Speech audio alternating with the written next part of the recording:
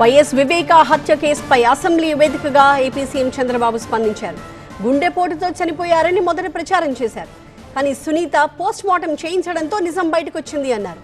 గుండెపోటు అని చెప్పిన వాళ్లే నారాసుర రక్త చరిత్ర అంటూ ప్రచారం చేశారు.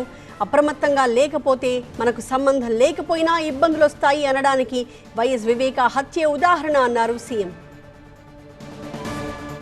వివేకానంద రెడ్డి గుండెపోటుతో చనిపోయాడు. ఎలక్షన్ సీజన్, నేను కూడా గుండెపోటు అనుకున్నాను.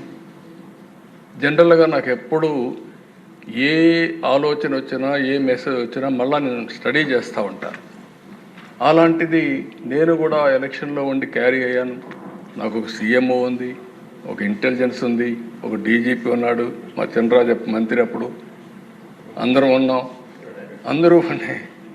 అందరం ఉండి అర్థం కాలేదు, నిజం అనుకున్నాం, నమ్మాం. అంటే నేరస్తులు ఏ విధంగా ట్రాప్లో పెడతారు లేదరికి ఇది ఒక ఉదాహరణ దిశ. అంతవరకే చెప్తున్నాను నేను ఈరోజు. అది అయిన తర్వాత మధ్యాహ్నాలకి బిల్డప్ అయింది. సునీత గారు అడిగారు దీన్ని పోస్ట్ మార్టం చేయాలని. సునీత గారు కానీ పోస్ట్ మార్టం అడగకుండా ఉండుంటే క్రిమేషన్ అయిపోయేది. అంటే నేను ఎందుకు ఇవన్నీ చెప్తున్నానంటే, నేరాలు ఘోరాలు చేసే వ్యక్తుల పట్ల ఏ స్థాయి అయిన వాళ్ళైనా సరే మనం అప్రమత్తంగా ఉండకపోతే మాత్రం మనం న్యాయం చేసినట్టు కాదు, మనం కూడా ఇబ్బందులు పడే పరిస్థితి వస్తుంది.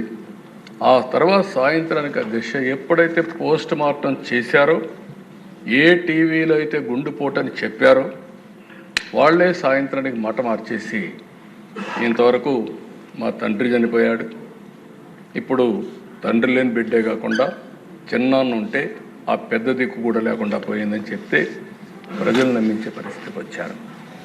రెండో రోజు అధ్యక్ష నా చేతిలో కత్తి పెట్టి నారాసుర రక్త చరిత్రను వేసే పరిస్థితికి వచ్చారు. బాధ కదా, దేశం ఆవేదన కలగదా?